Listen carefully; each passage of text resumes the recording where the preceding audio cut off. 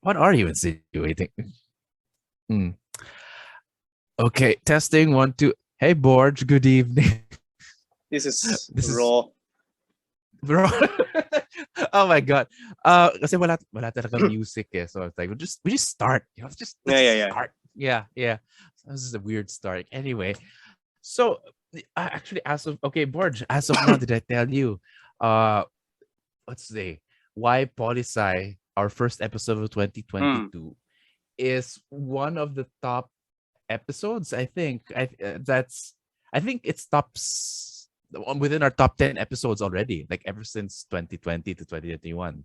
It's Mm. already, I think, among the top already. So people are interested in what we have to say about political science. Grabe. I mean, are Well, you I proud think to be our PolSci our, first our of all? audiences are PolSci students. So Mm, to our PolSci student audience, hello. mm. So this is Salamat good. sa mga colleague natin yung na And, pinakakinggan sa estudyante nila. eh, Baka yun nga eh. Yun ang dahilan. this would be Pasensya a na. relatively part two, but Mm. again, there's some loose ends that we can try to tie down Mm. regarding Pero PolSci. George, masaya ka ba na Polsai ka? O nasa agham pampolitika? O I, I'm sa just I'm just larangan ng I'm just a pampolitika? PolSci just to keep my empirical side. Mm. I'm in philosophy, so Wow, I don't like the pilosopo. philosophy without empirical data. Mm-hmm. It's basically bullshit. So that's why I'm Mm-hmm. keeping PolSci. Mm-hmm. Anyway, so Yeah. what do we have? What are the loose ends that we left for the past during the previous episode? Medyo marami as in bitin pa tayo. So this is a famous like part 2, your extra bonus features. Actually inisip ko, I mean, binanggit ko dati na mga political commentators ngayon ay hindi naman political scientists, no? Hmm. Historians, sociologists, journalists. Let's So I let's just want say to that ask most people can comment on politics. almost everyone, actually kahit mga nagti-TikTok, di ba? Hmm. Sometimes sila yung nag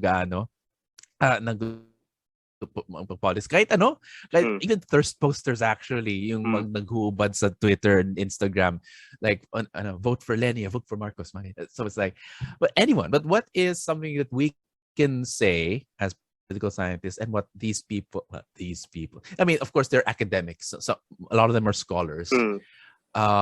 with similar tools, similar levels of objectivity as we Hmm. are. So are we saying, I just want to make clear, that what makes us different from them, because while we respect their voice as Hmm. well, definitely, and recognize their contributions, how is political scientists different from a lot of social scientists commenting on Yeah, politics? I think Mm, I mentioned this one before, mm, uh, but I think it's time to raise this now.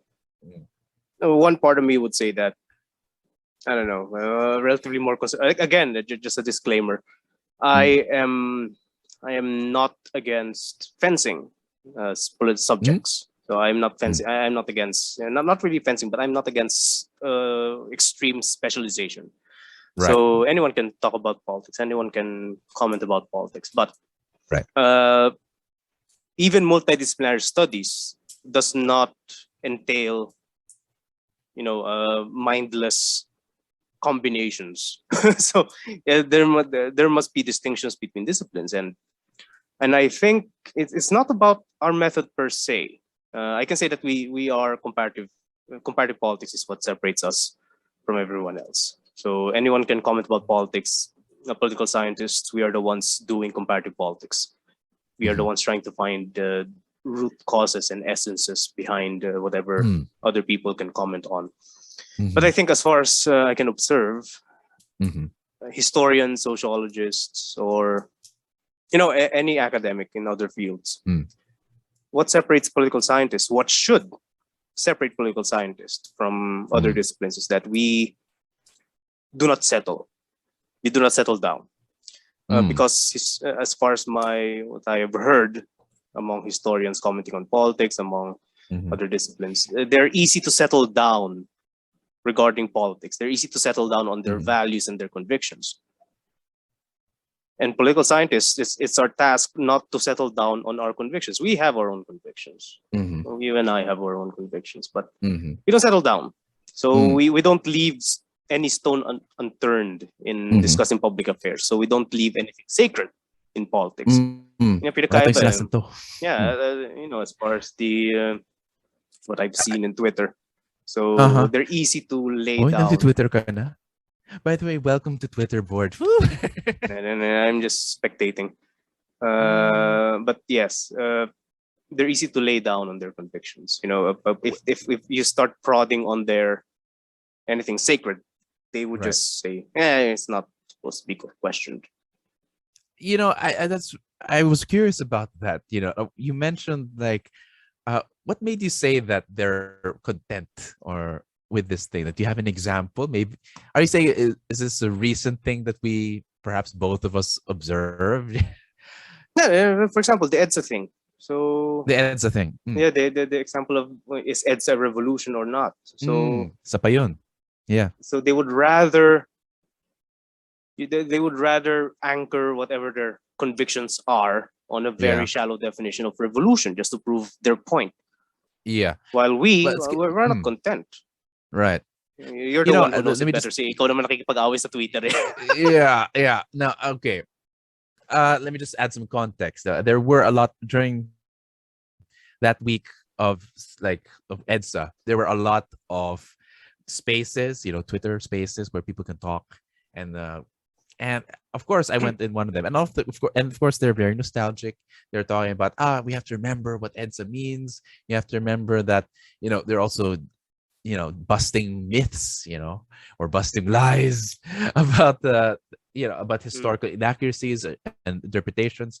And so, of course, while this was celebratory, I came in like a wrecking ball saying, okay, but there's what is it about EDSA that people are getting wrong? Like, you have to remember that in a way, basically, in short, people thought I said EDSA is a failure. Of course, I'm not the first one to claim it, but I'm just saying, so what should we learn from in a way, the shortcomings of the EDSA narrative? Because clearly, and again, I'm not the only one to claim this, but the EDSA narrative has causing people to go into EDSA fatigue.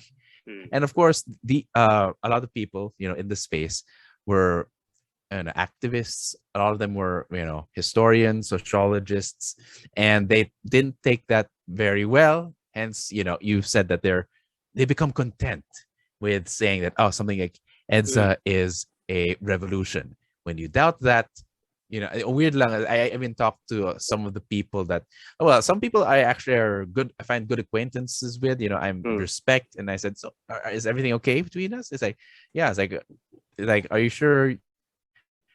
Are you sure we're okay? Because you seem to take it badly. It's like, why do you take it badly? And I said, and I think one of them said to me to the point that because we're Filipinos, like, so automatically as a Filipino citizen, you have to assume or defend the idea that EDSA is a revolution.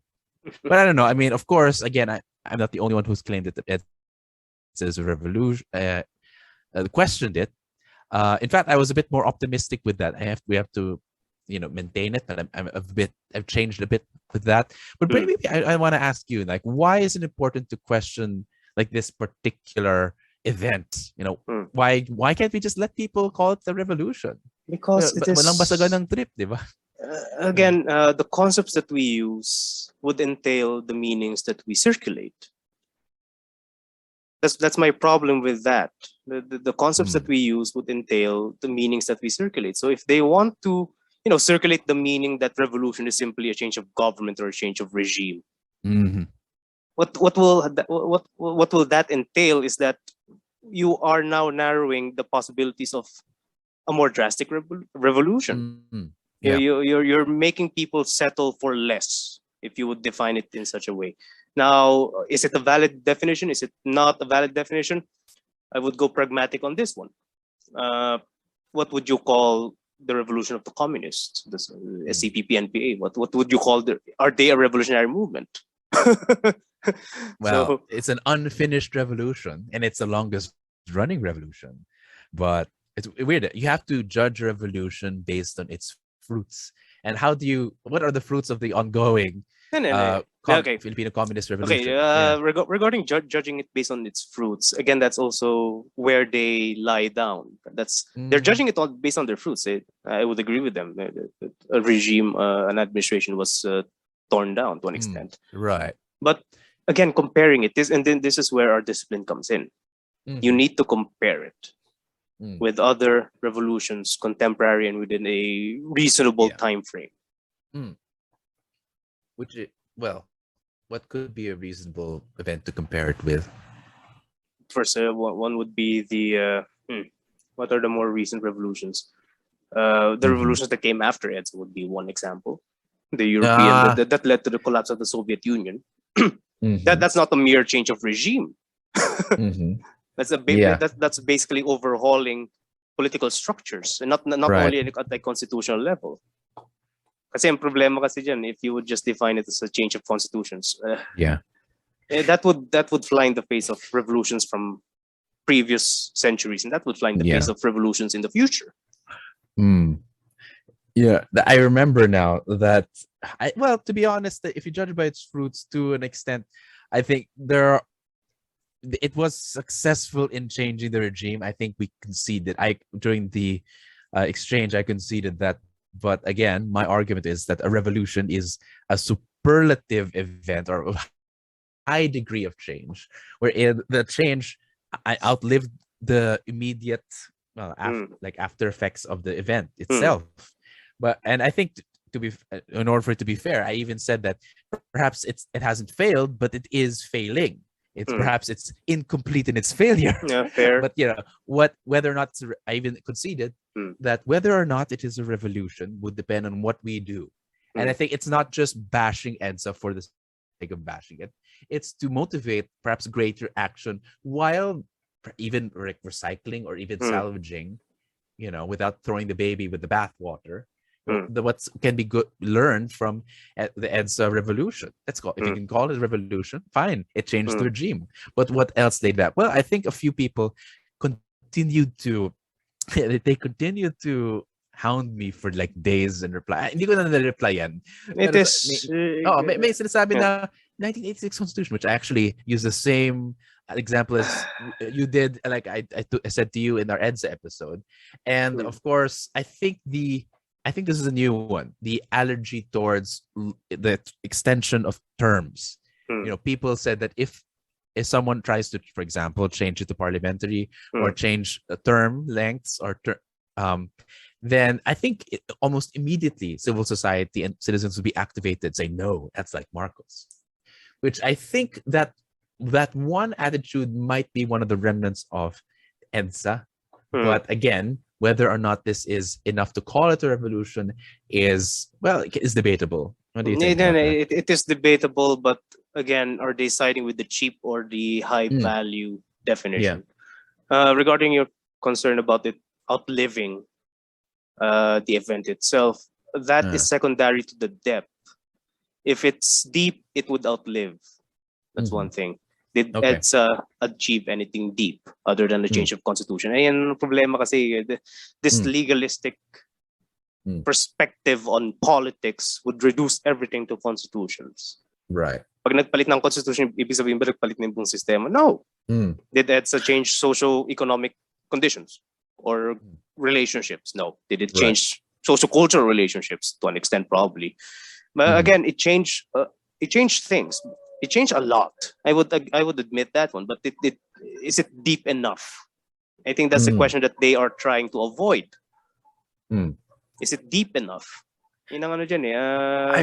Yeah. Are the fundamentals affected? Did we destroy oligarchies? Mm, Did we destroy oligarchs? Plain and simple question. Did the EDSA yeah, revolt clearly no. destroy oligarchs?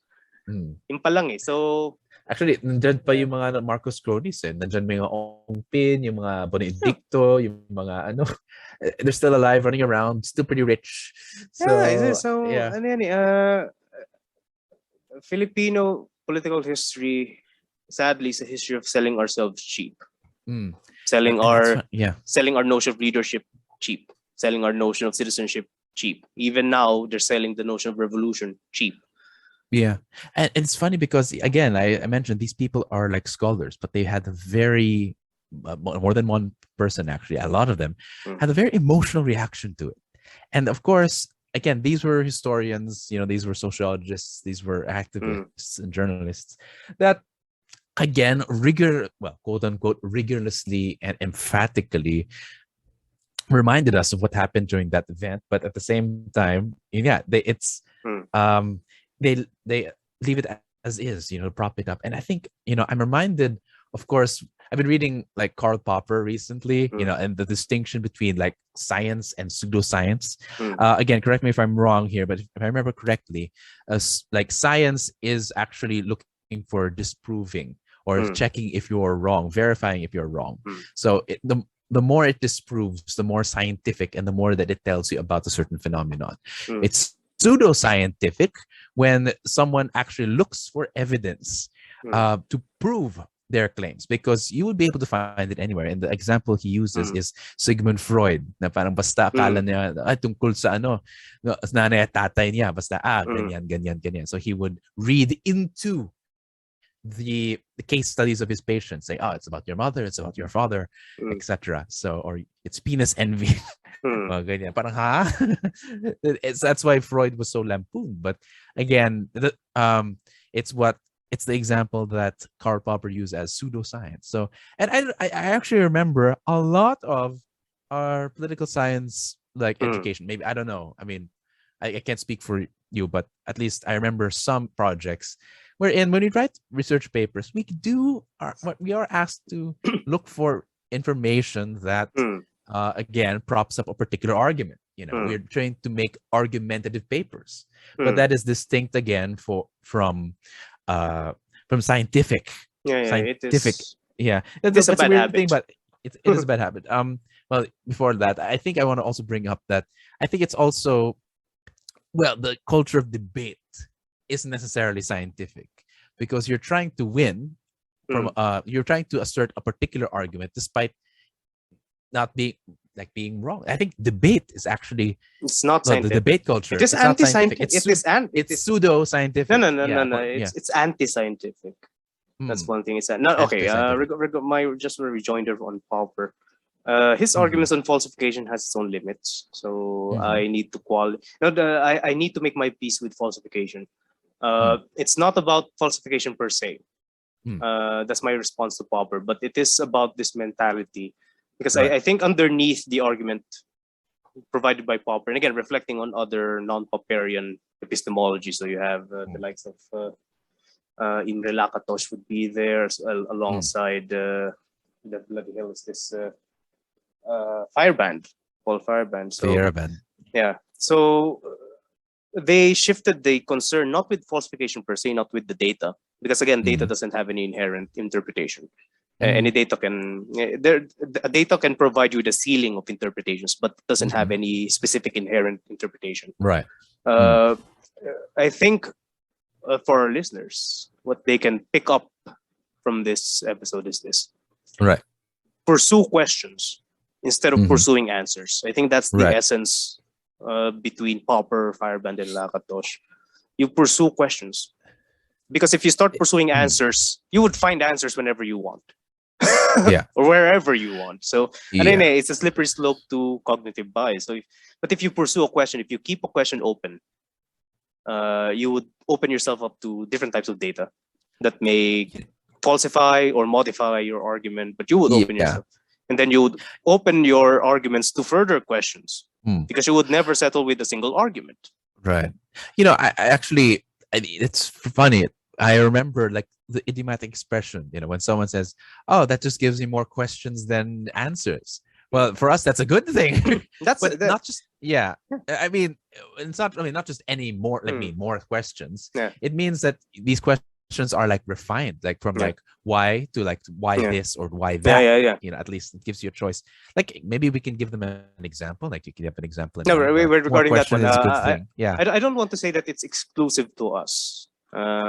This is something that is being practiced. I hope in optimistically speaking, this would be practiced in the sciences and social sciences and the hard sciences as well. So I think the difference between us and other disciplines regarding public affairs is that we are applying such discontent, right, discontent with answers to politics, and this is something that they do not practice. They can practice it on their own disciplines, I think. Right. The best historians are the ones who would keep questions alive instead of simply providing a simple picture of history. So they would always keep the question that is this what really happened? Is this what really happened? Right. So I would give that to historians. That's what their disciplines are. It's about. But the problem is if they, I don't know. Again, they're easy to settle with political convictions. Yeah. But for us, when we speak of public affairs, it's the same thing. Is it actually the essence of things? Is it actually what it is? Well, that's funny that you mentioned the different, I would call it epistemic positions or epistemic roles of each discipline. Each of that is discipline. I mean, it's weird because there is this there's this overarching culture being pushed forward, of course, in our universities and most universities, of multidisciplinary approaches, sometimes interdisciplinary approaches, which is not inherently a bad thing. But sometimes you lose sight of, again, what are our roles. And sometimes people are excited, for example, to say something relevant about a political event, whether it be sociology, social psychology, or like history. Like sometimes it kind of becomes redundant, like too many people are speaking on this particular thing. And I think, I don't know, I usually get bothered. I don't without referring to the specific historians. I think this is true about a lot of historians. Perhaps you can help correct me, but a lot of them tend to be, well, this is particularly true with the ones that I interacted with. They also had a tendency to moralize, using, of course, historical narratives of martial law, of EDSA, etc. This is the history of EDSA, therefore blank, which again is not inherently a bad thing, but I've always felt iffy about it. No, it is. And it felt it is a bad thing. Because how can you moralize? Historians moralize? Yeah. They can. Anyone can moralize.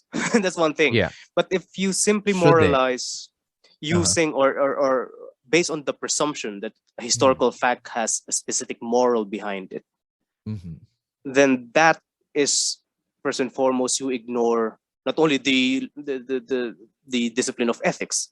So you have an entire discipline on philosophy concerning ethics, so it's concerned with trying to extract what is good and what is bad on a certain circumstance. So do not is it inherently bad?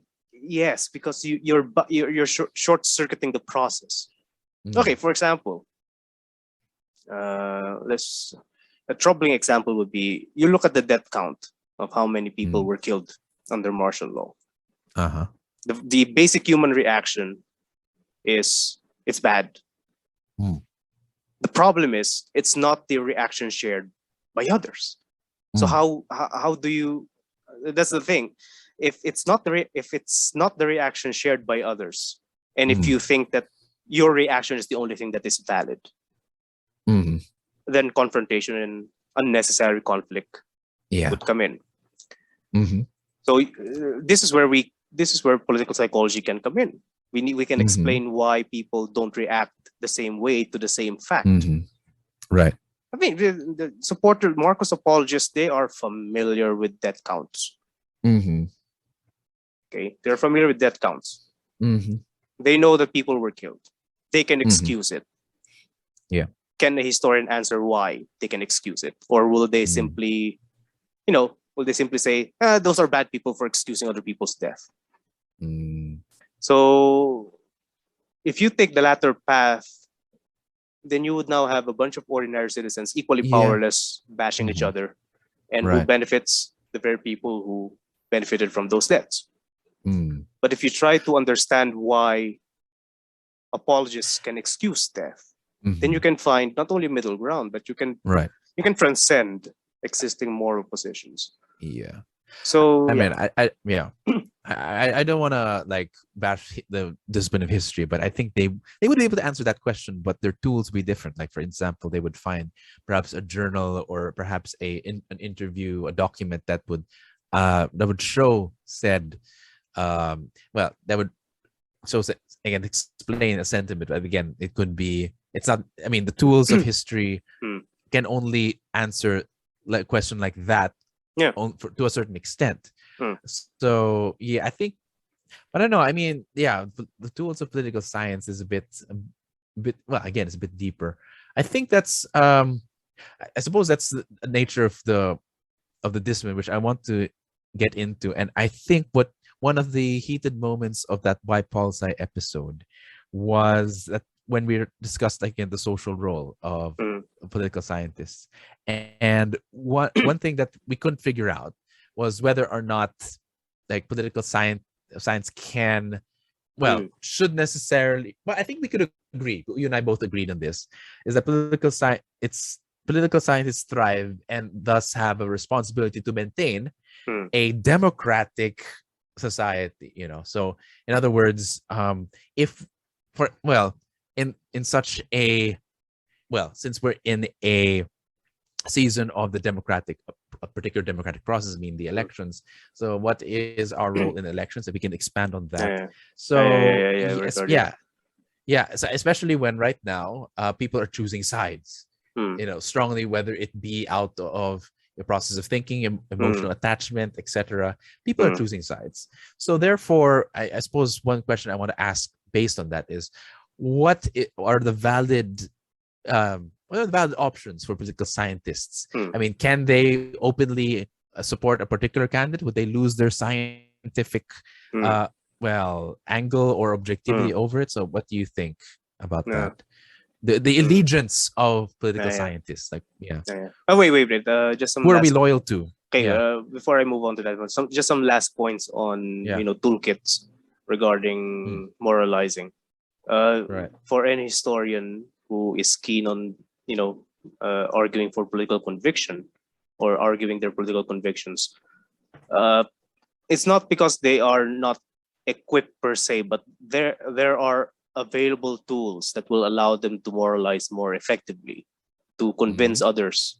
And you can only Like convince what? others psychology first and foremost. How the hell do you Mm, confront someone with set attitudes and values that are right, opposite your own?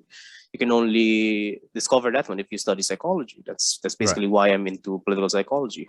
yeah, So it's not because your tools are lacking, but there are tools that you need to have in order for you to convince more effectively, instead of mm, just shouting at people. And shouting at people doesn't work, even if you're right. mm, And I admit, fine, people dying under regime is bad, yeah, but shouting that conviction to other people will not convince them. You're not mm, helping the cause. Anyway, right, going back to whether should we choose a side? Hmm. mm, Well, we are all citizens. We are multidimensional. We are citizens. We mm-hmm. choose a side as citizens. But as political scientists, we need to, you know, uh, we need to be prepared Mm-hmm. to analyze that side without mercy. And that is the great burden for political Mm-hmm. scientists if they want to join into public affairs. Yes, Right, I think anyone can choose a side. mm-hmm. I chose not to, and that's my side. Mm-hmm. Any political scientist can be partisan. I will not say that they should not. As I've said in the Why PolSci episode, they Yeah, should choose a mm, side. yeah, But to reiterate, they must be prepared to analyze that side without mercy. mm-hmm. To subject themselves and their colleagues and whoever their idol is Mm-hmm. to scrutiny. Mm. Yun. If you cannot do that, then there you just lost your PolSci hat. Mm.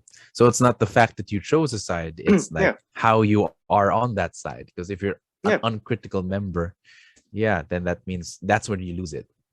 Now I yeah. remember, since we're handling, ideology, of course, again, I think we settled that Mm. ideology, we did not be absent of it. In fact, it's probably impossible. Yeah, And in fact, well, this is another thing that we can actually Mm. deal with, which is like a lot of people say objectivity is a myth. Yeah, I mean, I heard that in one of the spaces. yeah, and like, well, No. anyway, yeah, okay, we can talk about that. But how do we remain, how objective can we be? And Okay, yeah, what does objectivity mean? yeah, It says objectivity is a myth. No, it's not. Absolute yeah, objectivity may be a myth, but objectivity is not. Yeah. To be objective is to allow the object to unfold. Okay, so because that object can also be a subject in its own right. Yeah. You allow it you allow it to unfold on its own, meaning you Mhm. if you're gathering data, the manifestation of being objective is that you don't exclude observations. You don't exclude any piece of data. For example, if something is happening, then you record Yeah. the event as much as accurate as you must. Okay, Mhm. so that's you letting the object unfold on its own instead Mhm. of you nitpicking on what you want to Mm. see. Yeah. Okay, so a holistic person. So if you would look at EDSA as an event, you're not only going to look at EDSA in EDSA, you would also look at what happened in other countries. Of course, there are Mhm. similar protests in other cities, other major Right. cities. We need to recognize that one. But there are also counter protests, even in EDSA itself. And there are Yeah. also planned counter protests in the north. So how do you Mhm. make sense of that? Yeah. So, and yeah, that's how being objective in relation to an object. Right. But I think another practice of objectivity, I don't know if you practice this one, is, criticize your own ideas. Mm. Oh hell yeah. That's why I don't know. A lot of them don't make it into paper. That's how some people. Yeah. Regarding that one, I have I response to that one. According to Ortega y Gasset, Mm. the reason why Socrates never wrote anything is that he devoted his life to thinking. And when you start And not writing, writing. Yeah. you reify your thoughts. Mm. So Socrates decided to just keep his thoughts, close to him, so he will not write. Yeah, I think I remember this quote from Nietzsche. I'm paraphrasing, of course, but that which we can find words for are for feelings that are dead in our hearts. Yeah, are you familiar with that? I don't know. Yeah. Again, I'm paraphrasing, but basically, if we're able to say it into words or maybe write it into words, then it's something that's already dead in our hearts. So he didn't want to do that. Do you want to document it? Is that right? Yeah. It is. It's from the gay science. I'll double check where. Maybe, I don't know. Anyway, But Hegel would. It's part of human existence to alienate ourselves from our products. So it's part of human nature to create objects that are no longer us, but they are products of us. That's why we write. Yeah, But, like how sometimes you revisit poetry that you wrote like years ago. I'm like, who is this guy? Cringe. and then cringe. And then cringe. That's how like alienated you are. Or some people who wrote songs about their heartbreak, now they don't recognize the person that wrote that song sometimes. I think even like was it Elvis? No, it wasn't his song, but yeah. Anyway, that's another Elvis movie coming out. No, but so objectivity is not a myth. It's just being able to criticize our own. I think we've said this several times. Yeah, right? criticize our own and letting the object that you're looking at unfold yeah. on its own. Yeah, so, on its own, unfold. Yeah. And and besides, objectivity cannot be discussed without subjectivity. So subjectivity is the unfolding. Subjectivity is the unfolding. Right. Yun.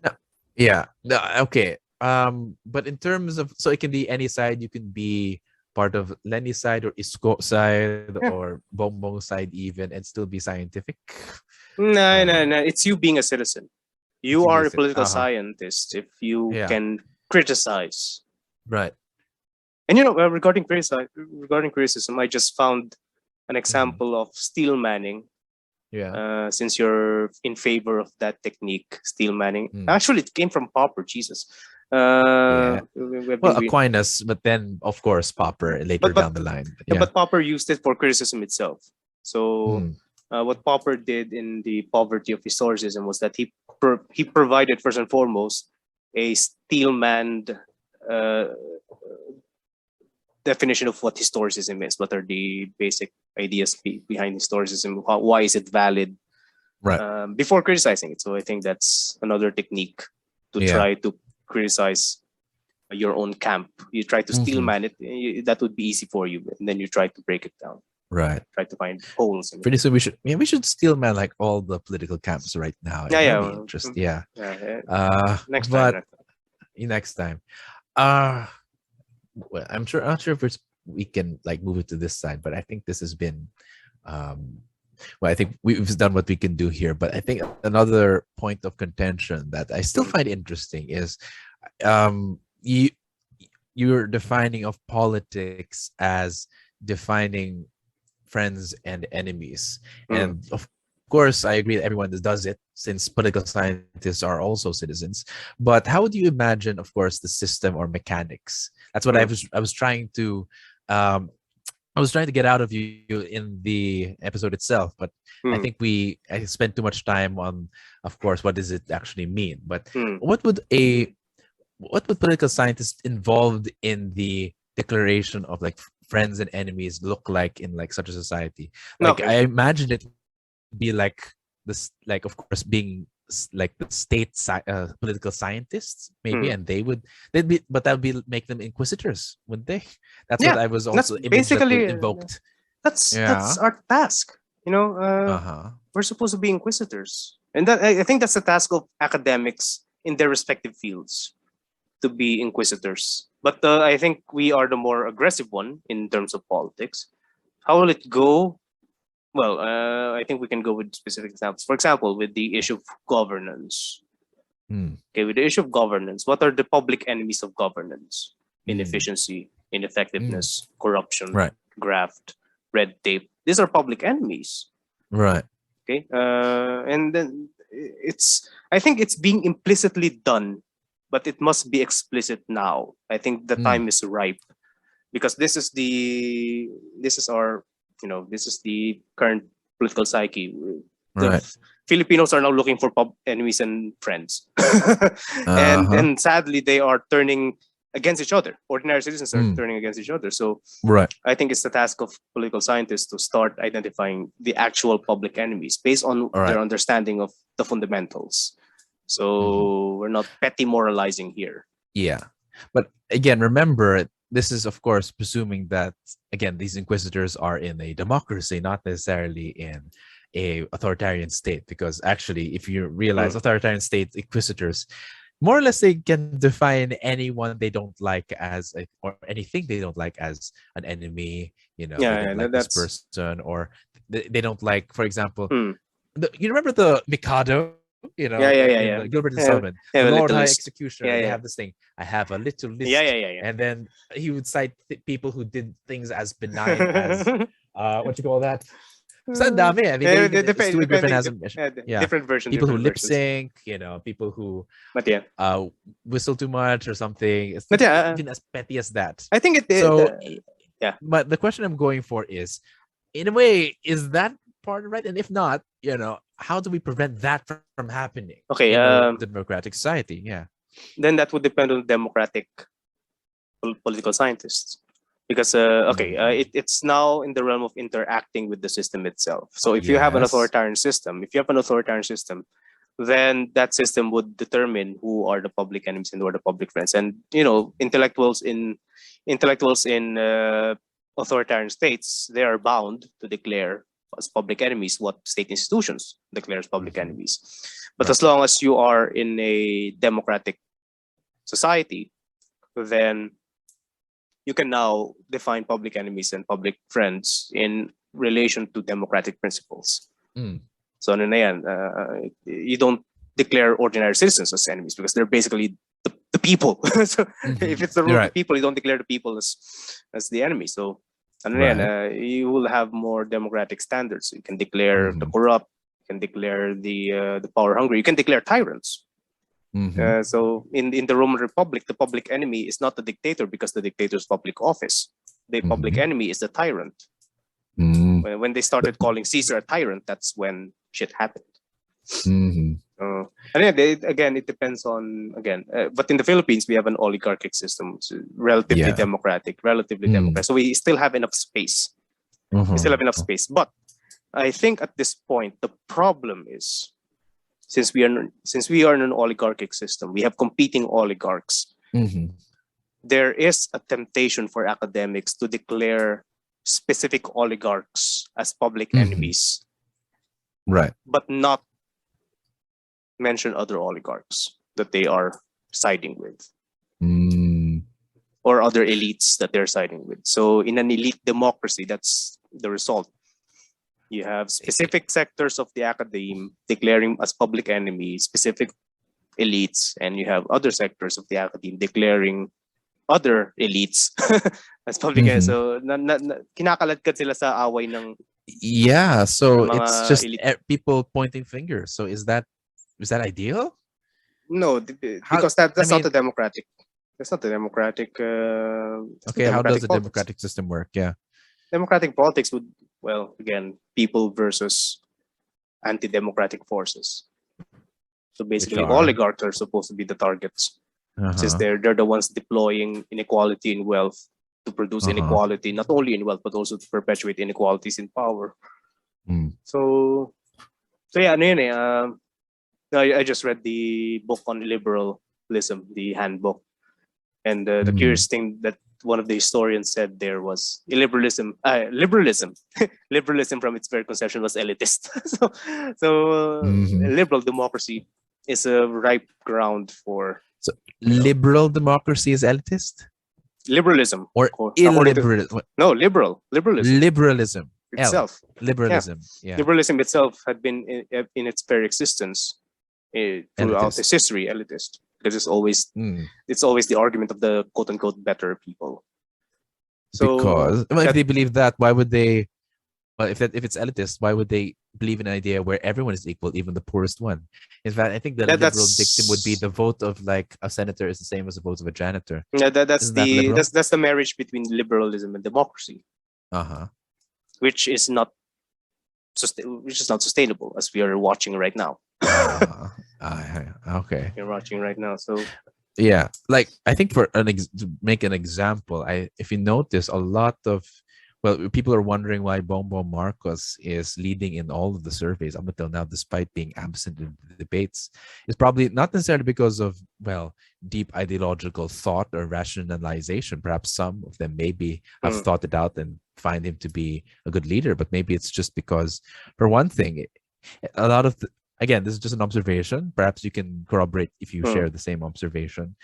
They actually hate Lenny more than they actually like Bongbong. So as long as they can beat Lenny or people like Lenny or like people still call her a Dilawan or maybe anyone else, they would vote for someone else, just not Lenny.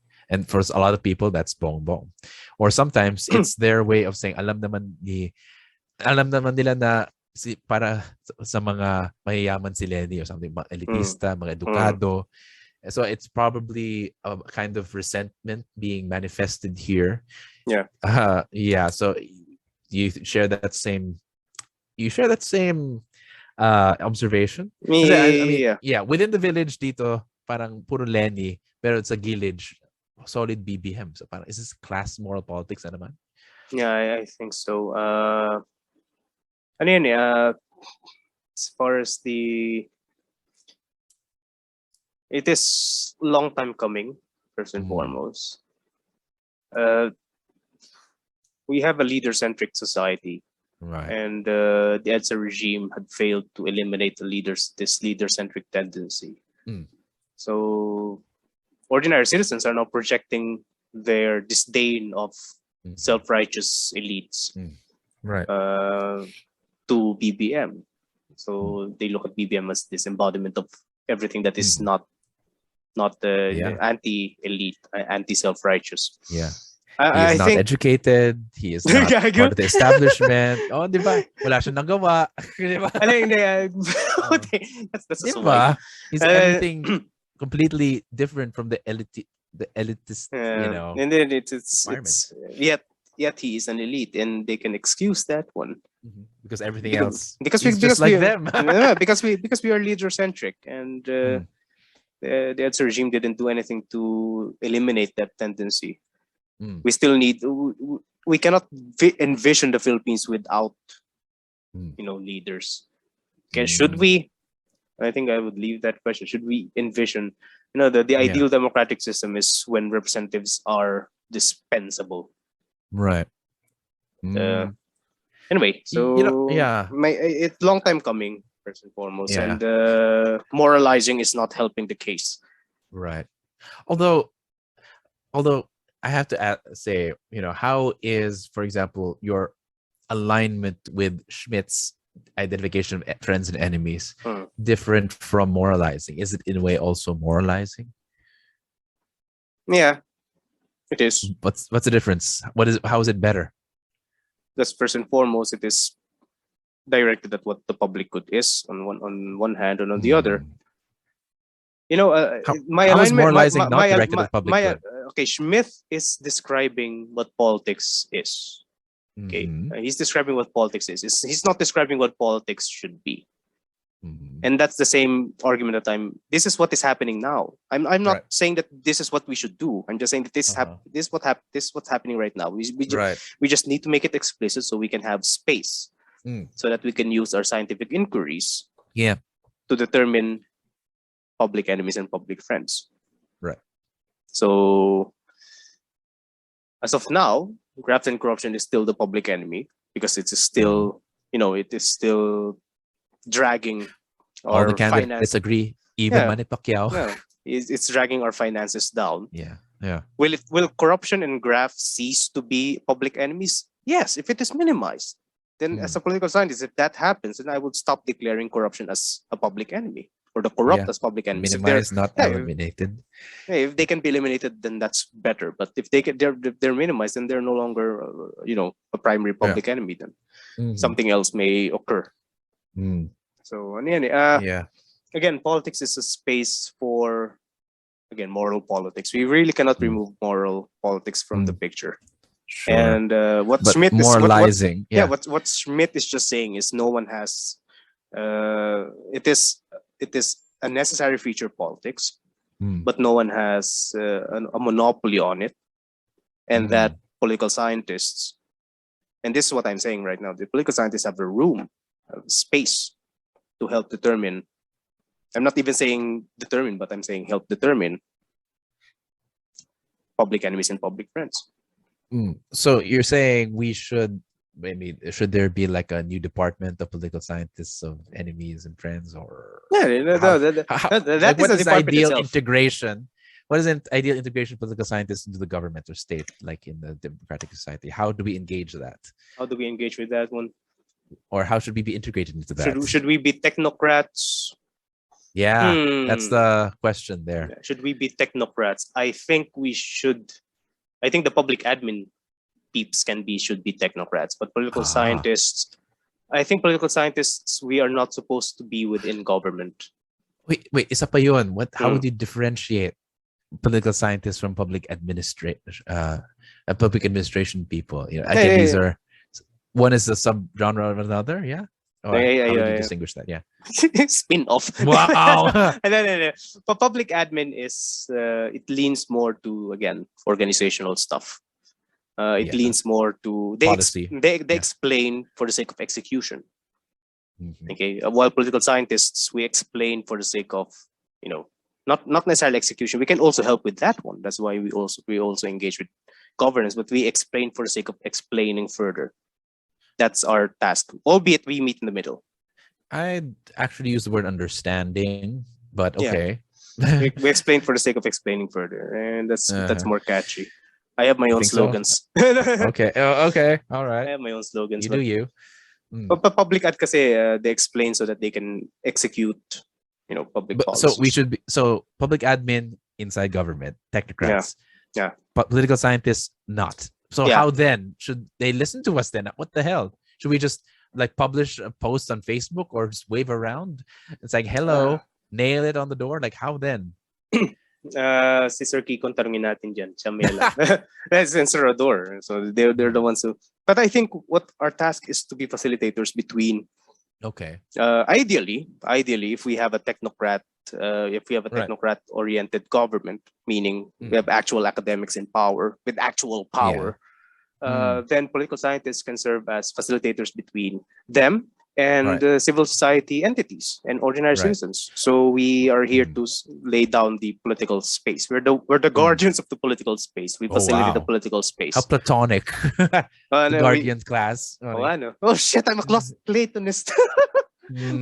Forget the closet, my goodness. Okay. Mahirap na. It's a difficult job, of course, because We are there to facilitate varying interests. So Right. But you did use like Sir Kiko and Sir Ador as examples. So in other words, we exist in think tanks. But I yeah. guess what I see is, of course, just build our case, build our knowledge, build our Mm, database, and then advertise ourselves to governments. Because I think, the schools of governments and institutes, I yeah. think if you have a proper name, a proper Mm, reputation, then the government would come to you. yeah. I think that's one thing that wow, that's one thing they're doing right. Even say our friend Robin Garcia. Oh my goodness. They're in that league. He's probably doing that. But yeah. So we're philosophers who need like PR. I'm just a Institute. philosopher. I don't need PR Yeah. at this point. I'm just going Or to if line you obscurity. if you don't have the money for a think tank, di podcast na lang, di ba? Parang ganito. Sige, kung nakikinig kayo, di sige, baka naman, di ba? Yeah, if it's students, who knows? Maybe Uh, there are students who are planning to be part of the government. So oh, isa pa to. Political science training for politicians. Do politicians need to be political scientists? they Because need, I think, do they? yeah, that is another question. Why PolSci for, say, for example, future politicians? Hmm. I think they need enough so that they can understand us. Uh, I they need think to that's respect us at least. no. Oh, We would earn that, but at least uh, they to understand that, to oh, they understand understand us. like why we're necessary. Uh, No, no, or not to understand that we're necessary. We don't need to. We don't need to show off that we are necessary. We need to show that we are a credible source of analyzing public yeah, affairs. Kaya nga may mga, that's why political scientists can also be political advisors or political yeah, marketing entities. So consultants, yeah, should politicians know? They should know enough right. because Actually, yeah. we're the ones tasked to have the substantial knowledge and to Mm, simplify. mm, And their task is to understand the simplification and to mm-hmm, translate it into policy. mm-hmm. Basically, in between public ad and political science. Yeah. I think, well, the basic answer to that is more or less the same as the citizen. They get the same skills that the citizen needs, Mm, basically critical thinking, mm. the fundamentals. Um, but of course, perhaps more than the average citizen, but more or Yeah. less around that much. Yeah. But you're saying they're not necessarily political scientists because they are attached to politics. Another, what Yeah, yeah. you think is it possible to be too close to politics for a No, political scientist? no.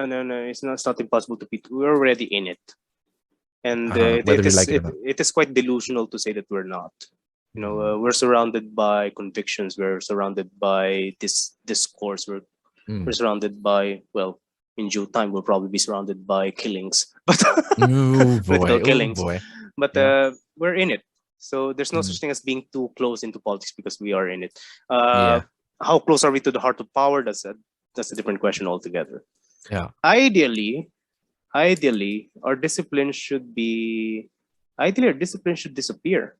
Mm. All citizens must have equal capacity to do political scientific analysis. Probably in Mm-hmm. the far future, Oh. all citizens should have our not only our skill set but our mentality of not leaving Uh-huh. a stone unturned, because it is easy Mm. to convey our techniques. It is easy to convey methods. Mm-hmm. It is easier. It is easier Is to it? do that. It is. It is easier to do that in comparison to conveying a mentality of Mm. constant doubt, because that Mm. goes against the grain of primal human nature. Mm. So yeah, we need to carry that constancy of doubt. It's harder to teach than our methods. Anyone can Well, do research, but not anyone can. well, I don't think it's our job to put it in. It's just I think we need to turn it on because I think all humans are capable of doubt. It's within us. That Yeah, but anxiety, evolutionary speaking. sadly they can deploy it in unscientific fashion or Mm. counter fashion that is really counter to knowledge. For example, just Mm. doubting something while sparing others from doubt. Mm. That's basically what Marcos apologists and Biblian supporters do. Oh. They doubt the other camp. They doubt Not everything themselves. Yeah. said by the other camp, but they don't doubt themselves. Flat Mm. earthers They doubt Mhm. the information that they receive from the government, which is to an extent justified by the presence of a large, opaque state. But they will not dare doubt their own conclusions. And just as we discovered that even the so-called educated thinking pink Mm. camp, as intelligent and educated and affluent as they are, they're also capable of the same sins. Like, for example, when you tease the fact that EDSA's not a revolution or something like that, then they're capable of the same rage and Allergic sa tanong. defensiveness. Allergic sa tanong. Yeah. And not all Well, questions are offensive to the person. That's the problem with having political convictions. That's the risk of having right. political convictions. You tie a conviction to your person. So anything about that conviction that can be questioned, you consider it as an attack on you, which is just not true. Yeah, I'll give you an example of another time when I was attacked on Twitter, and it's something so stupid. Like, for example, do you remember that Cher was showing support all of a sudden with for Lenny Robredo? Mm. Because like it also been saying people posting about Lenny and said, I don't know Lenny. And then someone said, she's the next president of the Philippines and she's a woman candidate. And then Cher said, oh, that's great. Let if you want something done right, let women do it, and women deserve rights, etc. And of course, that's all great and good. And the weird thing is that some people were saying, is it like, okay, medyo hyperbolic ito. Is it really legal for a foreigner to comment or possibly influence elections like this? And I'm like, I think it's well. Some people are saying, I kind of, I actually said, well, I mean, it's just fun and games, but I don't think people will. Sabi ko, like people, yeah, I agree with you that people should decide regardless of what Cher says. And because of that last part, regardless of what Cher said, Oy, KJ ka, grabe. Just let us enjoy that Cher supports Lenny. I'm like, see, I mean, I didn't really. What I said was like something true. People would vote. Well, if you wanted to vote for Lenny, they would vote for Lenny regardless of what Cher said. So, It pero para sabi, is... uy, KJ ka. yun ang trabaho natin eh. Okay, maging KJ. Is that where you want to end on? KJ mga PolSci. Because questions, okay, this is my philosopher side kicking in. Ooh. This is the tragedy of philosophy. We are, as Socrates would say, gadflies, but we're fatter gadflies, so we're actually irritate people. Questions, fatter. Questions that one does not generate. They don't trigger any positive reaction. They just don't. Especially, you're not there to please a crowd. Yeah, we are not here to please the crowd. We're not here to pander to the crowd. Right. And because problema dyan, if you start pandering to a crowd, you're just pandering to a sector of the citizenry. We political scientists were concerned with the citizenry as a whole. And that's the great paradox of it. Okay. And that's a great paradox of it. We cannot pander to the crowd because we are concerned with its entirety, not with a single sector. Yeah, KJ. Is that a good note to end on? KJ tayo. KJ up. Again, it probably depends on kasi timing naman kasi killjoy kat naman kasi. Killjoy ka naman kasi hindi PolSci yun. I wouldn't bother. Okay, personally, I wouldn't bother if they enjoying, share support on. Then it's yeah. Our concern is on the fundamentals. Share is not. Even if she sounds like that. At that moment, I wasn't practicing political science, but I was just demonstrating the sensitivity of the pinks and their equal sensitivity of being like the BBM or whatever. In fact, I don't know. Parang chill lang yung mga ISCO supporters or Pinglacon supporters. Wow. I mean, I haven't met any, but but yeah, I'm sure it's not as violent, as the top two camps. I think. Probably because. Yeah, that's another question for another time. Yeah. Well, I do have one last doubt. I think with regards to, let's go back to like enemies and friends. I think the reason why I doubt that so much, besides of course the fact that Carl Schmitt was a Nazi, is the fact that it depends on how you label friends and enemies. Yeah. Like, are they forever friends and enemies? Or are they certain actors who display a specific quote unquote attitude or behavior? So in other words, are you referring to people, or are you referring to, of course, their behaviors? Because otherwise they can become friends again or citizens again if they stop that behavior, if they stop murdering, if they stop being corrupt, etc.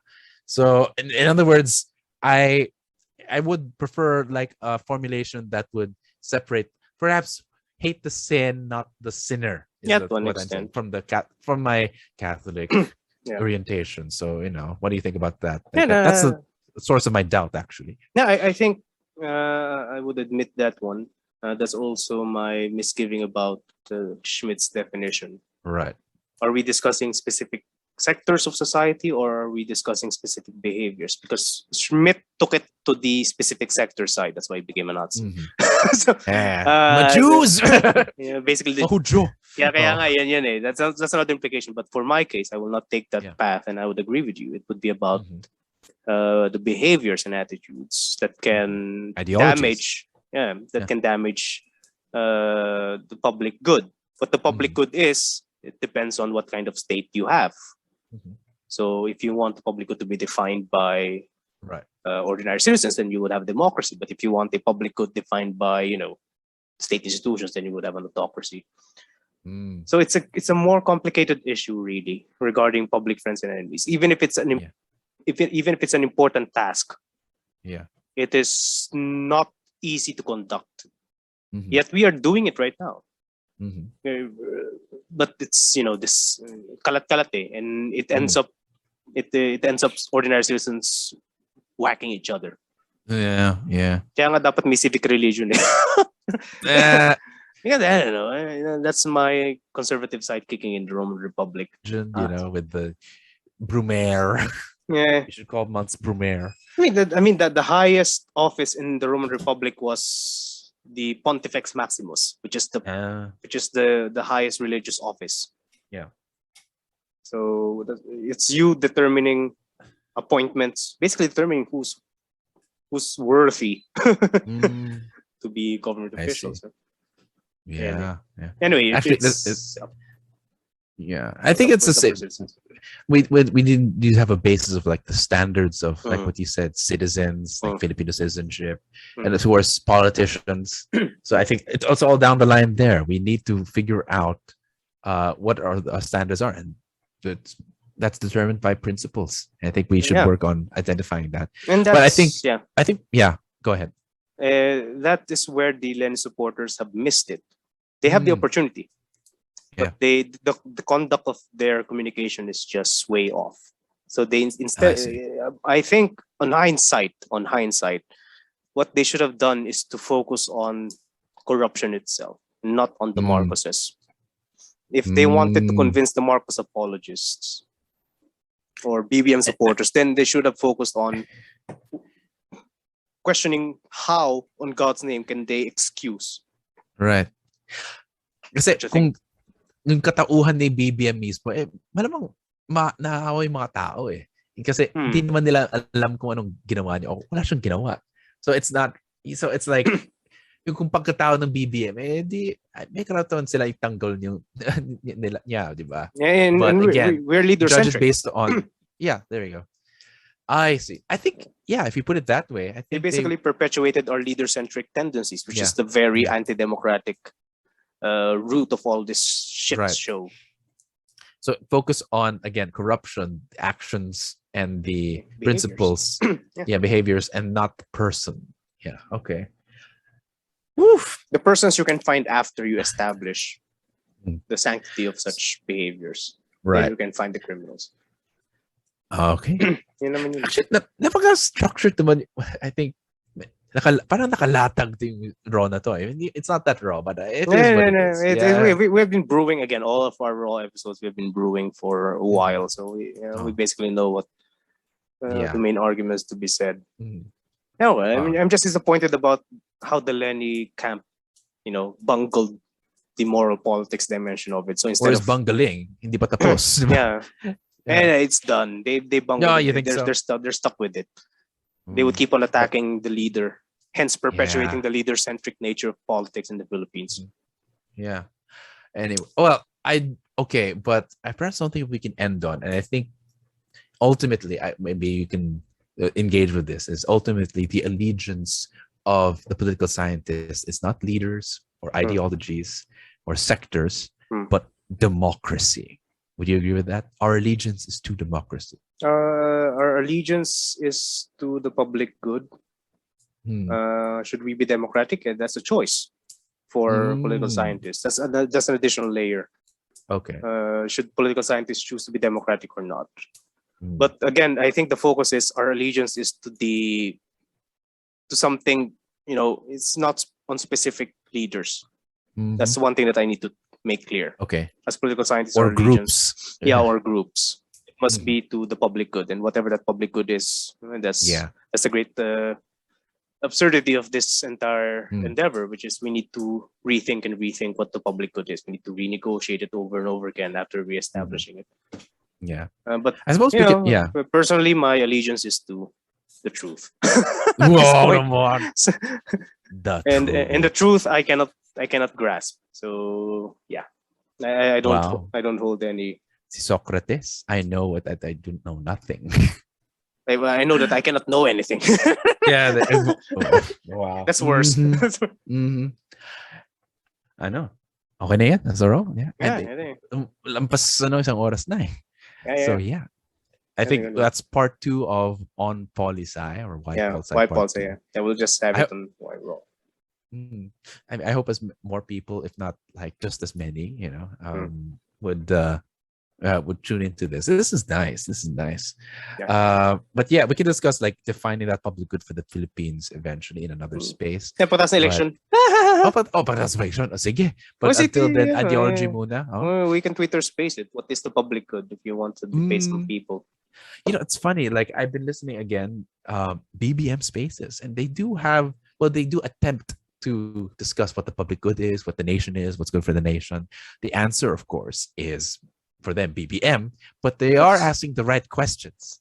Di lang, medyo iba lang yung sagot. Nakadikit pa rin kay BB. Which is it's a start. it's just a start if they're asking the right questions, but again, they need to pursue the question, not the answer.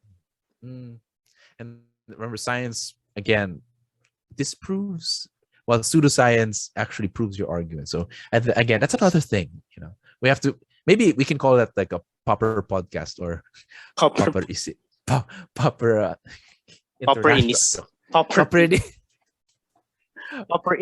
We're a Popperian podcast. I'm Hegelian. I can read. Di ako na lang magwing Popper. Harry Popper. Tangin. Tama na. So, sige. Okay. So this is PI Raw. Thank you for joining us. I'll see you again in the next episode. Bye-bye. Good night. Bye-bye. Magandang gabi, mga ka-PI.